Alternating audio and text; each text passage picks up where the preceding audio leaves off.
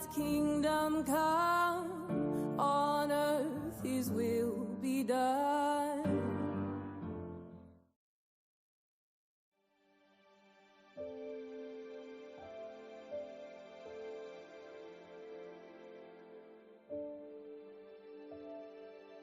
Ephesians 4, verses 25 through 29 in the Christian Standard Bible. Therefore, putting away lying, speak the truth, each one to his neighbor, because we are members of one another. Be angry and do not sin. Don't let the sun go down on your anger, and don't give the devil an opportunity. Let the thief no longer steal. Instead, he is to do honest work with his own hands, so that he has something to share with anyone in need. No foul language should come from your mouth, but only what is good for building up someone in need, so that it gives grace to those who hear. In the book of Ephesians, St. Paul is explaining what it means to be the church. So before this pericope, Paul's writing that the church is to work together in all our different roles. Then here, he's insisting that the church builds one another up in word and in deeds. And he even ties in this idea of our occupational work to this building up concept. Dr. Wesley Wallace, how do you think that we, the church, present ourselves in work ties into the idea of building one another up? Hey, I think I appreciate that's a good question. And I think for me, what St. Paul had in mind was the work that we do or how we make our living should in some significant way contribute to the welfare of others. It shouldn't be just to make money. And that work should also have a significant component, if I expand further into the Gospels, particularly into Matthew 25, it would mean that, as Pope Paul said, we need a preferential option for the poor as well. That's my understanding. Yeah, I like that.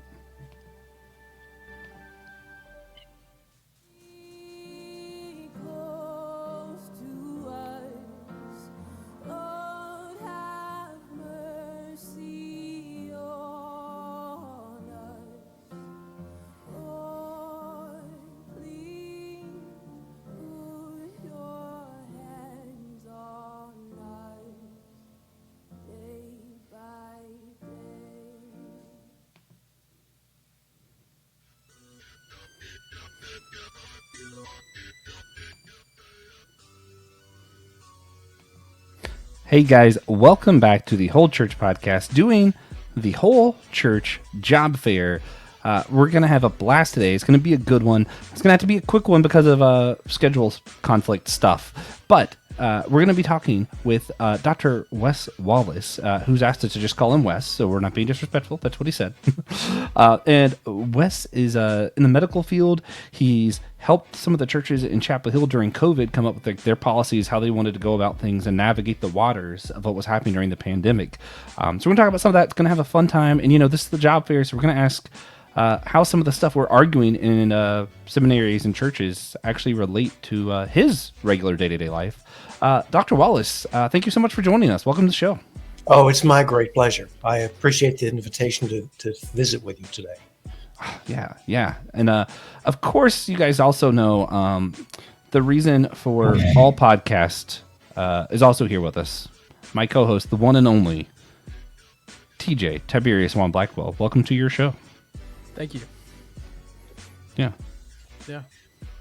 So if you like what we do here, or if you're just finding out what we do here, you should probably check out the On His Own Ministry Podcast Network website. The link is below.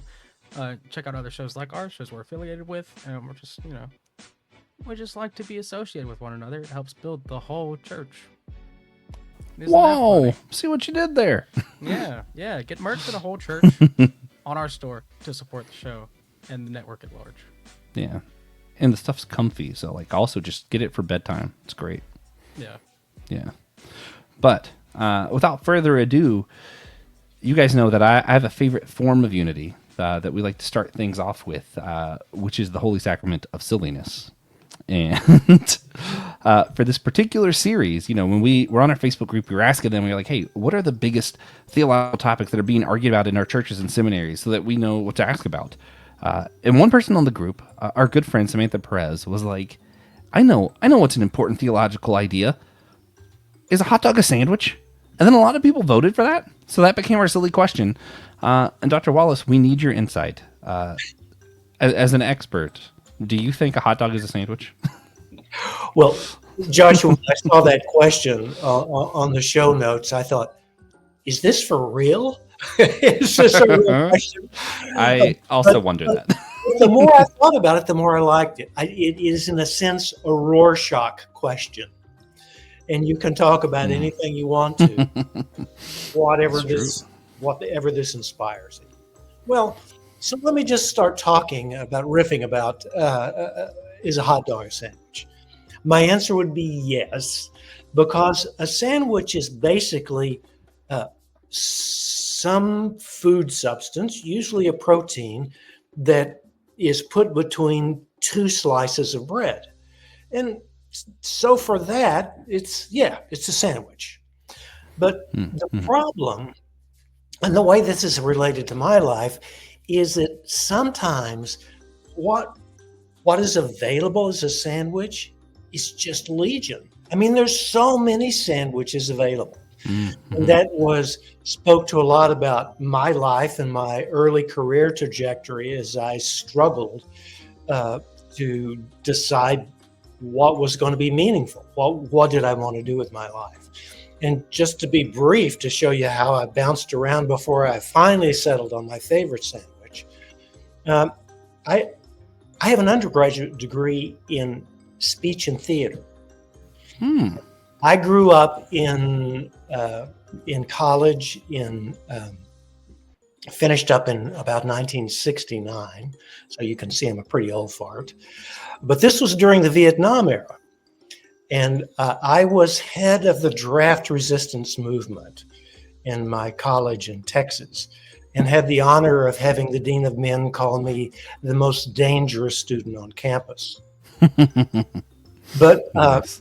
So I spent a lot of time doing that and trying to do well in my studies. And finally, one of what ended up happening because of my existence, my involvement in draft resistance, ironically, I failed my draft physical because of an old football injury that I had. And so I had several alternative plans before that was in my back pocket. I had applied to Pacific School of Religion in Berkeley, California, because I had some thoughts of entering the ministry. I applied to their Certificate of Theological Studies program, which means that I would be able to study whatever I wanted in their curriculum for a year. And so I did that. And it really changed the trajectory of my life. I ended up, while I was there, working as a, I guess you might call it a pastoral assistant or a chaplain assistant in a hospital. And it was there I became interested in medicine. And after a few more sort of stops and starts, I decided to attend medical school. And that's where I am today. So that's my riff on the sandwich. Man, yeah, I like it went full circle there. That was and the right answer. Yeah, I like a comprehensive hot dog sandwich answers. You know, oh man, but we've mentioned it most episodes, but in case this is someone's first episode, the reason we're doing this series is because a lot of our listeners to this show are pastors, theologians, church leaders, people who are in seminary and stuff like that. And we believe it's important for our church leaders to hear from and learn from people in other occupations. And we think they can benefit from that. So that's kind of what we're doing for the purpose of this show. Yeah. With that in mind, Wes, you kind of mentioned some of your own background, but could you tell us something about maybe the church you go to now or the faith community you find yourself closest to? Sure.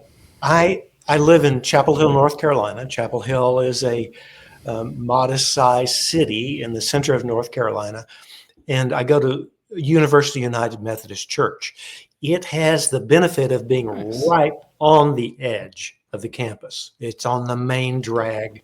That Justin's church? That's Justin's church. Ah, I love Justin. Sorry. Well, so do I. Yeah. And so it's a very welcoming church for people of all faiths and none, for people of all identities, people who are struggling with their identities. It's a multiracial church. It's on the progressive end of the political spectrum, as you might guess, with Justin being the minister. But on the other hand, we do have some people who I think would self-identify as MAGA folks. So it's an interesting experience to be a member of that particular version of the body of Christ, and to work with the folks that I'm in communion with there. Yeah, it's crazy. And if people do want to hear more from Reverend Justin, because I have to plug it, he does another podcast with TJ and me, the Systematic Ecology. He's one of the hosts over there, so people should check it out. Maybe I'll drop a link to all the Justin episodes down below. That'd be kind of cool. That would be fun. Yeah, good idea. So, this is the Whole Church Job Fair. If you're not familiar, we're here. So, before we get anything else, if someone never heard of what it is that you do, Wes, how would you describe your job? How would you address anyone Funny concept who might be interested in pursuing your career? Well, let me tell people a little bit about what I've done in my career and what I'm doing now. I am by profession an emergency physician. I was a practicing emergency physician and attending an emergency medicine for about 35 years at the medical school in the University of North Carolina. I retired from actually supervising residents and interns in the hospital when I was 70. And since that time, I've been doing several other things that keep me involved in medicine. I'm a medical officer in the National Disaster Medical Service, which means that periodically I'm deployed if there's a bad hurricane or an earthquake to provide medical care for people. We actually can put up tents that are essentially a hospital and take care of things. So I do that. I work periodically in a clinic in a small town in North Carolina that has a very large Latino population because it has a very large chicken processing plant. And I'm lucky enough to be able to have learned Spanish, and so I provide medical care to that population. And I also periodically go to Honduras to work in a small clinic there. But more recently, and more germane to your questions, at the beginning of the pandemic, Justin was putting together a group of local pastors to try to help them deal with all the issues about church and worship together and a deadly pandemic. And so we would meet periodically, initially quite frequently, and then monthly, to try to wrestle with these issues. And my job was to really update them on what was happening in the pandemic, how they could best keep their community together, and yet at the same time keep their community safe. When was it likely safe to worship together? When did people need to mask? What alterations could they make in the way their churches were ventilated that would help people? And so, what vaccines were recommended? What kinds of things could people do to reduce their risk? Who was at risk? So it was that kind of advice they gave them. And it's been ongoing even since the pandemic ended. That community has persisted, particularly the pastors in the Chapel Hill area. And I've been very fortunate and pleased to be able to continue with that community as well. Yeah. That's awesome. It's awesome. Yeah. I know Will has told us a lot about that. And I think a lot of connections were made. And, obviously we don't want pandemics to happen, but I am thankful for some of those connections made because the kind of, I got involved with Will and now I know Justin through all this. So, God works in mysterious ways, or so I'm told. So we're in this series, we're doing a lot of asking people some like, what are the stuff that we don't think about, people who aren't in your occupation, who maybe we just don't know about, or like maybe the language, in the restaurant, we yell sharp, it's hot pot, and usually concise words to just shout and communicate. And it's a whole different language when you're at the kitchen at home. What are maybe some of the different lingo that you use, or maybe just what's different about your occupation that maybe other people wouldn't think about? I think that one thing that some people don't know is the fact that, unfortunately, with the advent of computers and electronic medical systems, my colleagues and I are having to spend increasing amounts of time on the computer. Toward the end of my career as a senior emergency physician supervising other doctors, when I was actually on shift, I was spending more than half of my time interacting with the computer. Oh, wow. That may be some things that are pretty productive, like checking medical images, a CAT scan or a chest x-ray, or looking at an EKG. All of those are now computerized, and I would access them that way. But part of it was generating a medical record that was partly so that other physicians could see what our thoughts were and what we had done, but to a large extent so it could justify the maximum possible bill for the institution and could provide medical legal protection. And it has just overwhelmed most physicians, but it's especially difficult for emergency physicians. The other thing that people may not know is that that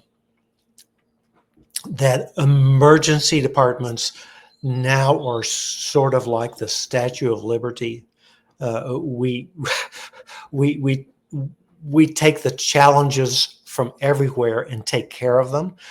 We cannot, and I'm thankful for this, legally under federal law refuse care to someone who is in labor or is sick or injured. They have to have at least an evaluation, and then life-saving care after that. So we have become, as more people have difficulty accessing the really dysfunctional healthcare system in this country, they come to the emergency department. And as many hospitals, because of various economic pressures, have collapsed, especially in rural regions, they come to our hospital. And frequently the hospital is completely full. That particularly was bad during COVID, but it was happening before that, and now is really on steroids, as we say. And so when the hospital is full, we keep virtually all the additional patients in the emergency department until a bed opens up. And that's something people may not appreciate. And they may get some sense of that when they go and the place is chaotic and packed to gills, and they feel like they appropriately feel like they have not the privacy that they deserve. Yeah. Right. Man, hey, the way that's I see heavy. it, I don't need privacy. I just need to be alive. Well, we're good at doing that, but I must say that the limits of what we can do are reduced when we're so overwhelmed with not only our emergency patients, but taking care of patients while they're waiting for a bed. We know from research that those outcomes, when patients are kept in the emergency department longer, they have poorer outcomes. Right.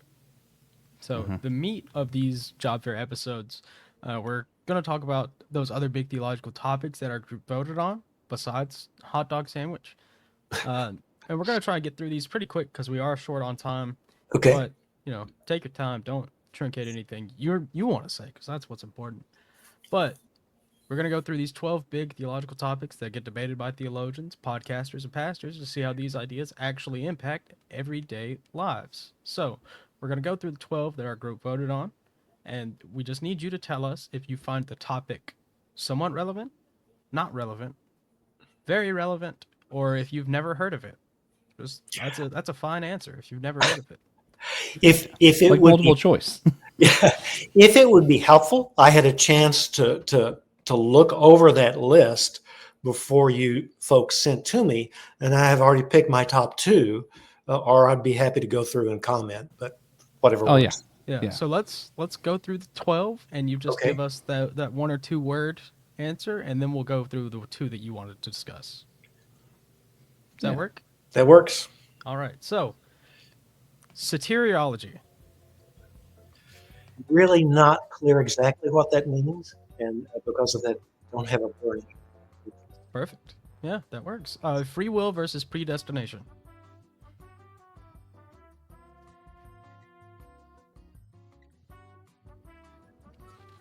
I think he froze. I think he froze. Yeah. Oh, there he is. Okay. Could you ask the second topic, Yep. TJ? Free will versus predestination. You know, I know what that is, and that's not particularly a focus of my interest. Right. Atonement models. Not particularly an interest of mine. All right. Continuationism versus cessationism. Not particularly an interest of mine. Christology. That would have some traction with me, but again, my interest would be focused on what I understand to be the through line of the gospel as indicated by Jesus. And God's nature. Of some interest, but that's not an area I'm well read in or have strong opinions on. Social justice. That's something that I really focus on. I'm what you might call a Matthew 25 Christian. And that and the Sermon on I the like Mount that. Yeah. together really indicate to me how I should be living my life and how the church should be moving further toward the kingdom of God on earth. So, the doctrine of Imago Dei. That would be another one. That would be of great interest to me because in my mind, it defines how we should be treating one another. That I think we're seeing a great problem now in othering others, making them somewhat less than human, in enabling us as a society to diminish those people, to diminish their value, to diminish their presence among us. And we should be treating those people as if they are in the image of God. The nature of Scripture. Some interest. I particularly would be focusing mainly on the Gospels, which for me seem to have the most salience. Ecclesiology and missiology. Not particularly interested in those. Right. And demonology and angelology. Certainly not interested in those. And what about eschatology? The end times just, if it happens, it happens. And I don't have a great interest in that. Yeah. All right. So that's all 12. And then you said you already picked out the ones you wanted to discuss further. Yeah, I think the 2 that really caught my attention, as I indicated in the quick rundown of the questions, would probably be social justice and Imago Dei. All right. So why would you say that these 2 are more relevant to you than the other 10? Well, to me, the real capsule version of what I understand to be Christ's message to us is in Matthew 25. I don't know of a clearer place where Jesus explains what he expects of us. And that explanation, to care for the least of these, particularly to care for the stranger, and by that I think most scholars would think that really includes the word immigrant. That to me is the thrust of Jesus' message. And that's the way that I've tried to live my life, is focusing more on caring for people in need, particularly the least of these. And I think it's something that the church strays from with some frequency, and we get caught up in sometimes comfortably trying to count the number of angels that dance on the head of a pin, rather than talking about what Jesus really emphasized in the Gospels and how we should be living our lives differently. Yeah. So then, as far as like which ones maybe are irrelevant to you, who like maybe we're spending too much time talking about in our seminaries, would you say then like angelology is probably the top of the list for you? It's if someone wants to study that, I think they should be free to do that. Yeah. That was something in my year in seminary I don't think was even offered at Pacific School of Religion, and I just don't Yeah. have much interest in.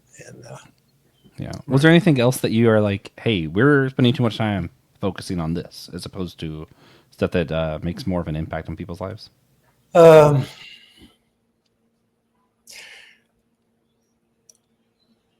I think sometimes we, as the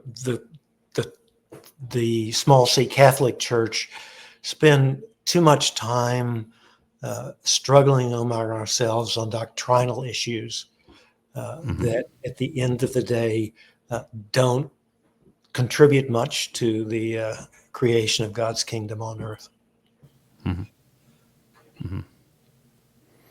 Yeah, I like that.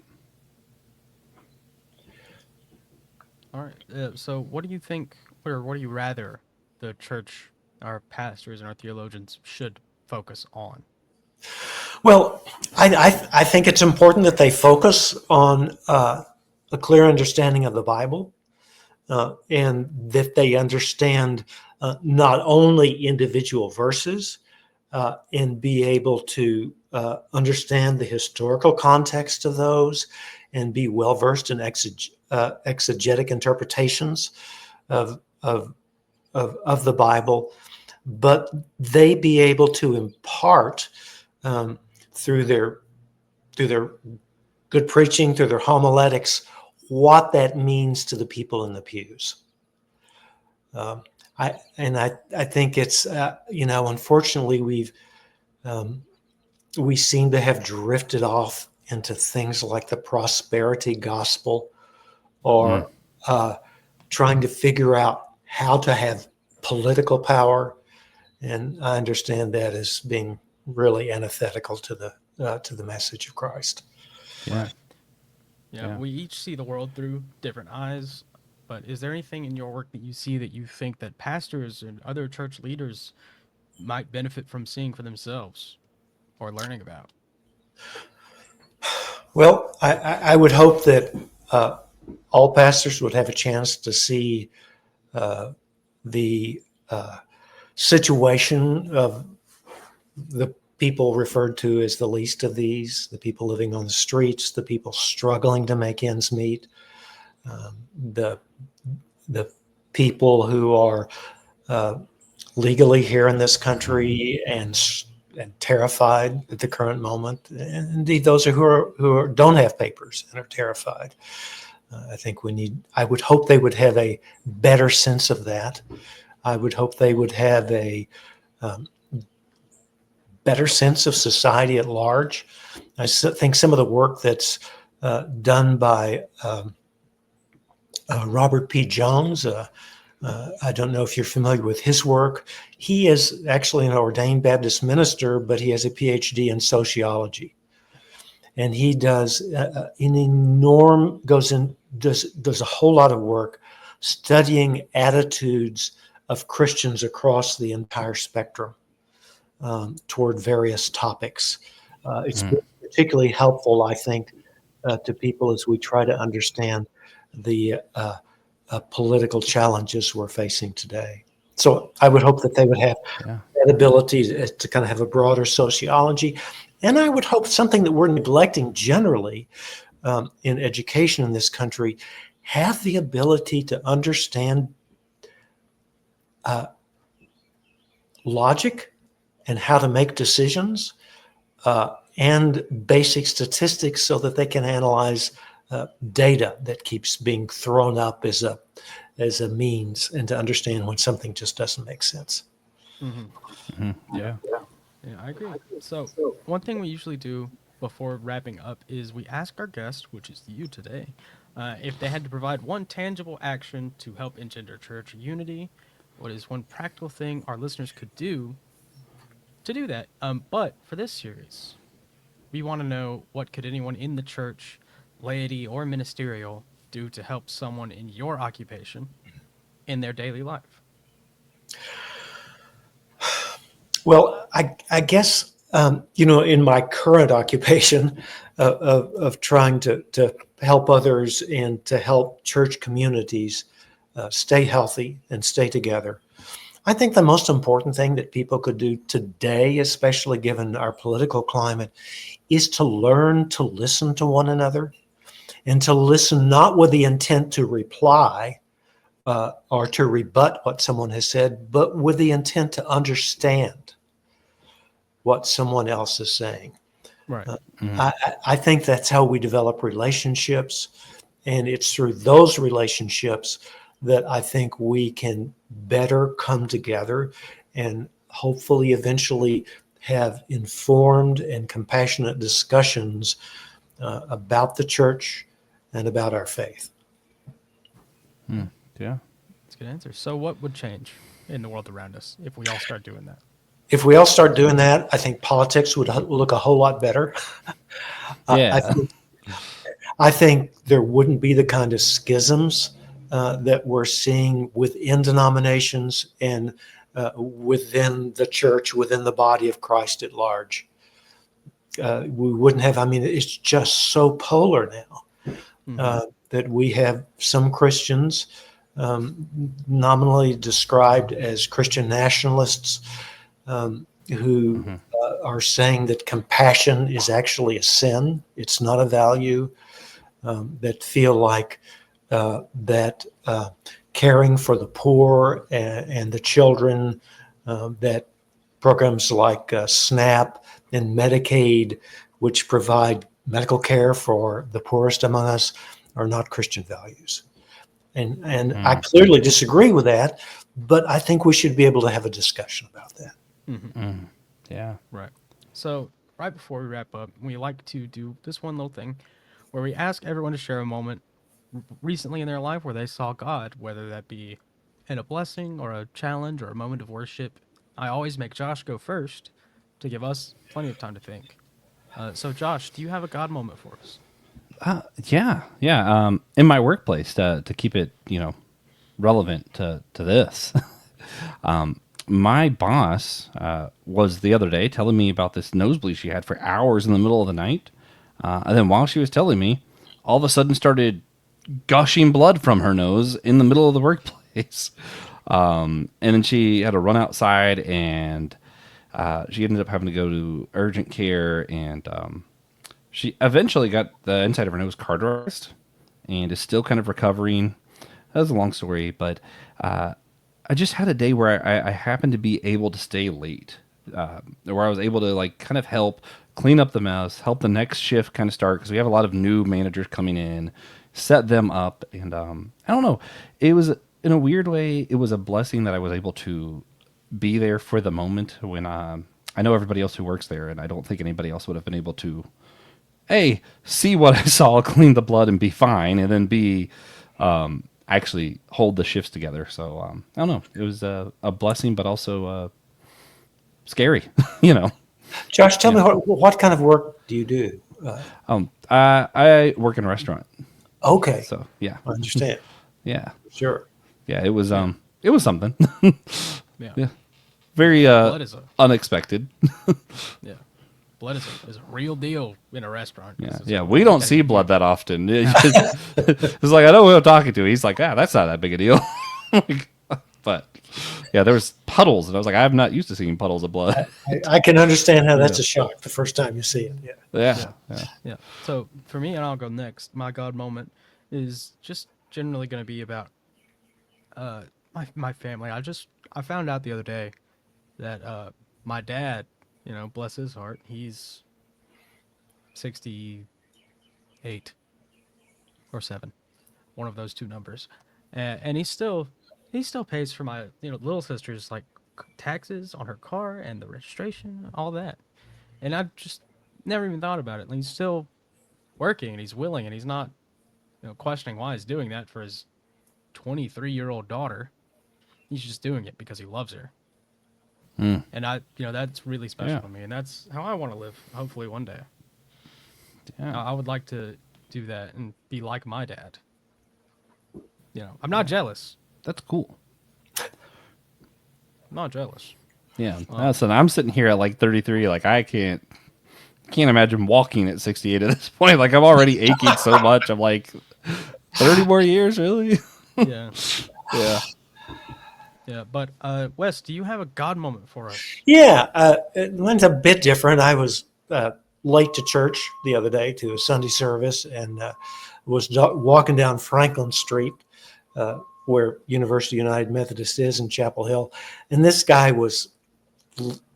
We have a fair number of homeless people that hang out on Franklin Street, and he was laying on the sidewalk, and people were walking by. He's kind of a regular there in my experience, but he seemed to be completely unresponsive. And I thought, he's probably all right. And so I started across the street and I said, wait, now this, and reminded myself that this guy is in the image of God. And so I turned around and just shook him and said, hey, brother, are you okay? Do you need help? And he said, no, I'm fine. But that was an important reminder to me. Yeah. Yeah. Wes is doubling down on that Imago Dei being an important daily doctrine to remember. It is. Yeah. That's how I do my job. Yeah, that's good stuff. Me too. I feel like so far that's probably the most relevant one for everybody. Yeah. But thank you so much for your time today, Wes, and thank you, listeners, for listening. We couldn't do this without you. Naturally. My pleasure to be here. And again, my apologies for my late arrival on scene and the shortness of your program. No, it's always Josh's fault. No, that's fine. Yeah, that's true. I messed up. Yeah. If you like the show, please consider sharing it with a friend, share it with an enemy, share it with your cousins. And if you're listening on the YouTube channel, hit like, hit subscribe, please. That would be very nice. You can I don't know why. Ever since like one point you said hit like, hit subscribe, hit Josh, and now every time you say hit like, hit subscribe, I like flinch a little. Yeah, everyone on YouTube is on their way to hit you right now. Currently, yeah. But guys, make sure you check out the other shows on the Ozal Podcast Network. We mentioned Systematic Theology. Reverend Justin's over there. We love him. I think I mentioned Pastor Will. He has the homily. He's about to start another one. We'll laugh about that later. And we got a couple that I'm trying to get them over to the network. We're converting some people. Yeah. That's what we're working on now. Yeah. But we hope you enjoyed it. Next week, we're going to be joined by Josh Patterson, longtime friend, guest on the show. He's going to discuss his careers as a brewer and as an energy consultant. Then we're going to be joined by Brandon. Hazard mitigation. Sorry, I just never corrected that in the outline. And then we'll be joined by Brandon Knight to wrap up our series discussing his job as a ninja coach. That's totally normal job, relatable to everyone. Super normal. Yeah. And we're going to do an encore episode for the series on comic book writing, and later we'll have a round table of pastors and professors join us to reflect on the series. That line's wrong again. Instead of comic book writing, Andy Walsh will be, and we'll be doing scientist. Yeah. Scientist. I have pastors and professors. Whoever makes this outline sucks. Yeah. And they're going to be on to discuss the things that we learned during the job fair. Yeah, that part's correct. Mm-hmm. At the end of season 1, Francis Chan will be on the show. Yeah, he doesn't know about it though. So for this to be correct, you guys have to tell him. Yeah. Yeah. We've done enough of the work. Yeah.